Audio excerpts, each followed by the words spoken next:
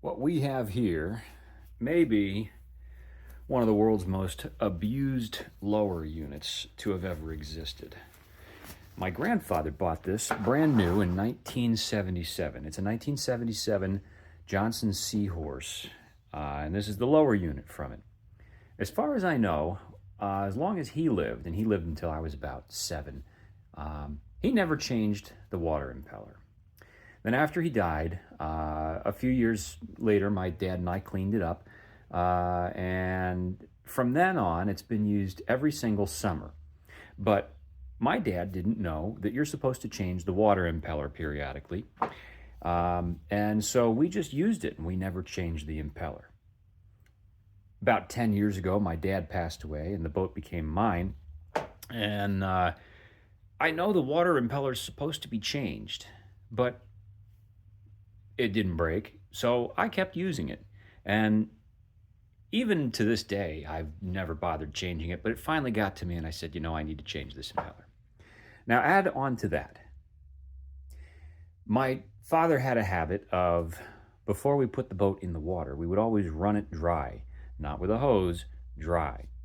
And that's supposed to be very bad for the impeller because without water in there, the rubber rubs on the outside of this housing here, and it wears it away. When we do use this boat, we drive it hard. We pull tubes, we run it at maximum speed. We use it hard, and it's been a very good motor for us. But today we're going to open it up and find out what it looks inside after having received no maintenance for over 50 years.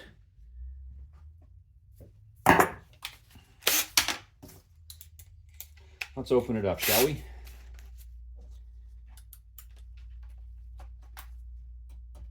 See how stuck these are. Oh, comes right out. Right out.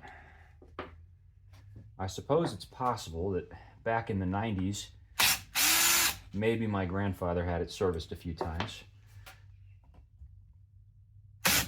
Maybe even in the 80s. But I was never aware of that actually occurring.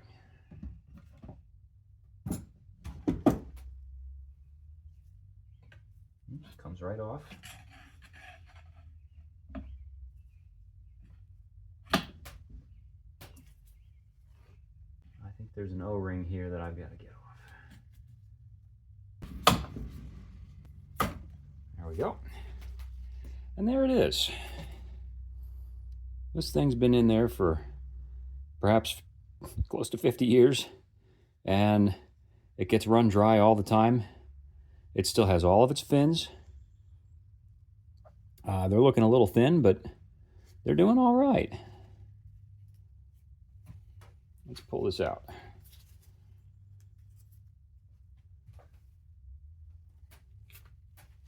There we are. That looks phenomenally good.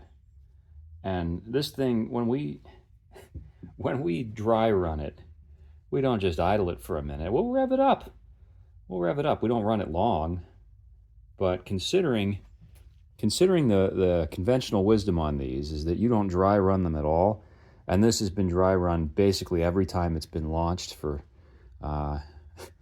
at least 30 years, and it's been used every year. That's not bad at all. Here, look at this. You can even see where it still says 70 horsepower on the plate that goes beneath the water pump, because that's interesting because the replacement kits fit many different engines, and this one still has the original manufacturer's horsepower number on there, leading me to think that this is probably the one that came with the boat in 1977.